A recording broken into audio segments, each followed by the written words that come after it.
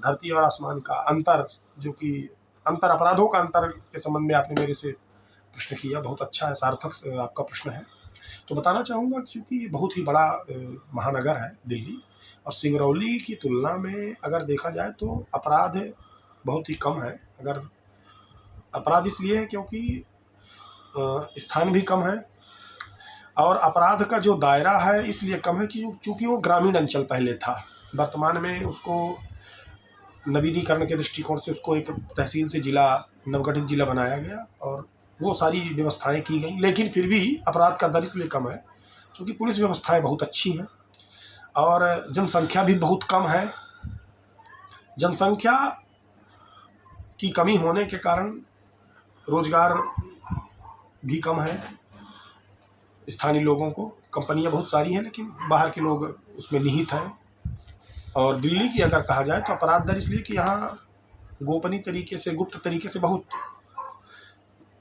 गोलमाल वाली घटनाएं होती हैं, और गोलमाल के साथ साथ 2 नंबर के बहुत सारे काम होते हैं जिन पर दिल्ली पुलिस अंकुश लगाने में भी कहीं ना कहीं अक्षम हो जाती है। अब सबसे बड़ी बात अजय जी ये है कि स्थितियां निर्मित होने का एक बहुत विशेष कारण है पुलिस की जो कार्य प्रणाली है वो तो बहुत ही अच्छी है। अंग्रेजों के ज़माने से कार्य प्रणाली अच्छी रही है, लेकिन जो पुलिस रेगुलेशन एक्ट में जो सिस्टम बनाए गए, भर्ती के जो सिस्टम बनाए गए वो थोड़ा सा विपरीत है। क्यों?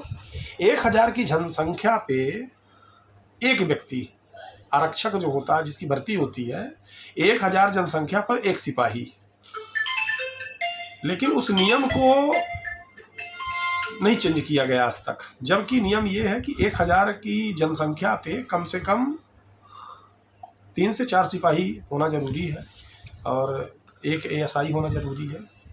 अब दिल्ली में बहुत सारी गलियां हैं, बहुत सारे बहुत बड़े बड़े स्थान हैं, और इतनी बड़ी दिल्ली है कि जिस हिसाब से मतलब हमारे यहाँ फोर्स है दिल्ली में, उस हिसाब से जनता को यदि मापदंड में, उस मापदंड में लिया जाए तो वो मापदंड बहुत ही कम है, क्योंकि उस हिसाब से, उस क्राइटेरिया से वो पुलिस व्यवस्थाएं जनसंख्या के आधार पर संस्थित नहीं है।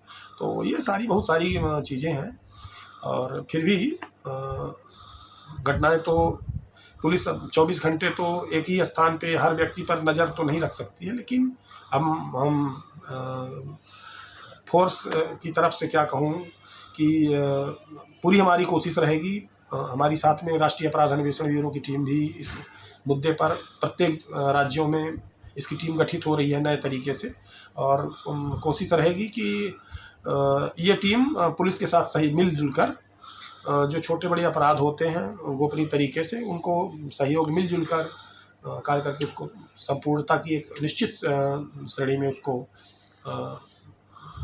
दर्जा दिया जाए, ये पूरी कोशिश किया जाता है।